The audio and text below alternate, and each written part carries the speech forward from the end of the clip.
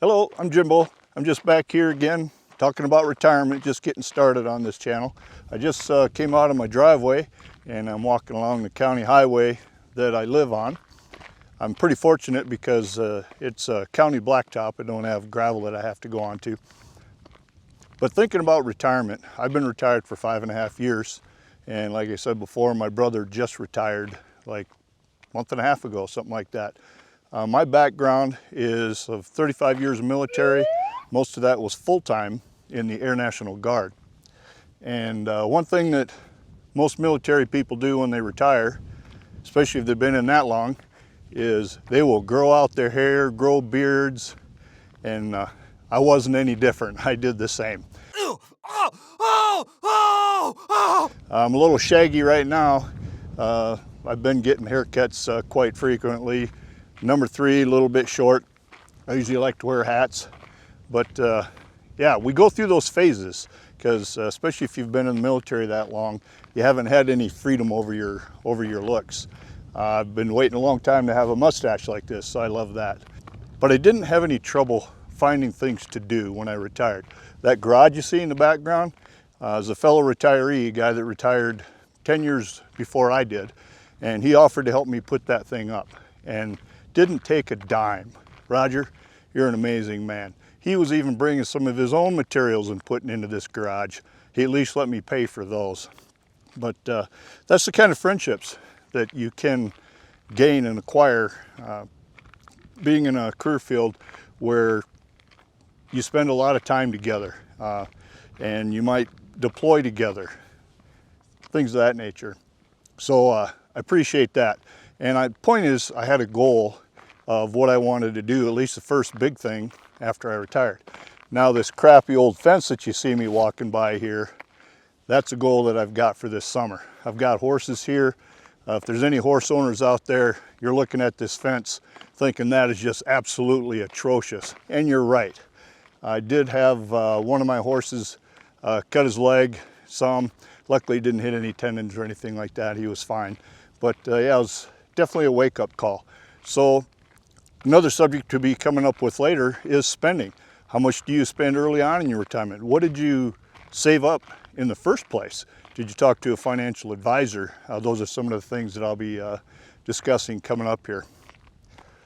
The one thing with purchasing, I did spend some money and I bought a mini excavator. So that's what I'm going to be using to be tearing this fence out behind me. Also, you can see these trees, especially look at that arched one there.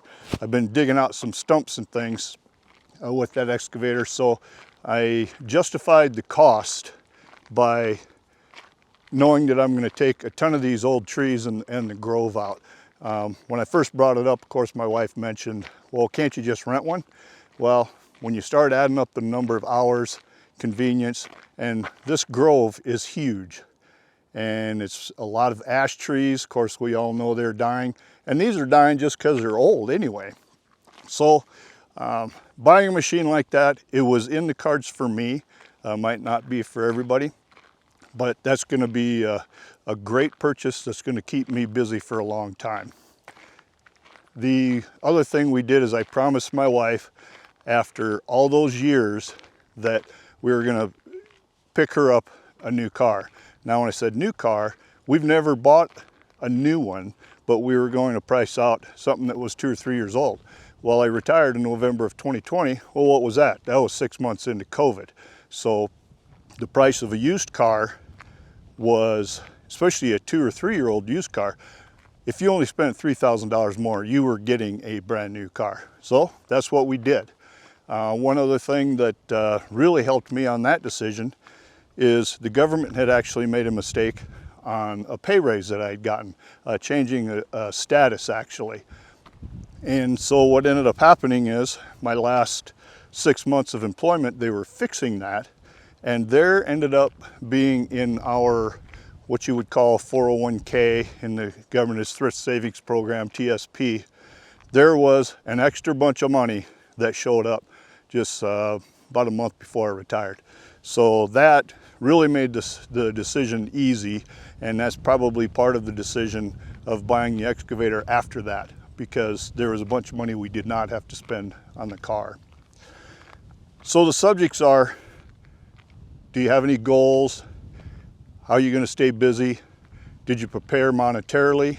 Did you prepare enough monetarily? And what are you going to spend? And what are you going to spend early on versus a little bit later? Because you definitely don't want to be bad with your money, and you don't want to put yourself in the poorhouse later on. Hopefully you're not in the poorhouse right away. If that's the case, you may have had something very unfortunate happen to you, or maybe didn't plan all that well. Hopefully it's not that. Hopefully it's not either one of those, actually, now that I'm saying it out loud. So it is the middle of February here in southeastern South Dakota. It is over 60 degrees, and it's been 50s to 60s for a week now, and it's going to be doing it for another week. This is unheard of around here, so I'm definitely enjoying it.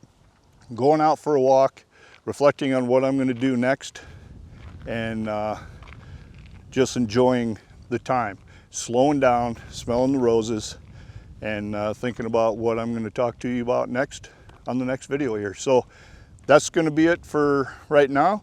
Like I said before, there's lots of different topics, and I want it just to be, this isn't like a class or anything. I'm not special in any way whatsoever, but I just like talking, like I said before, like a bunch of dudes around the campfire. So that's the way I'm going to try to format this. So I'm going to let you go here. I'm going to enjoy the rest of my day. So take care.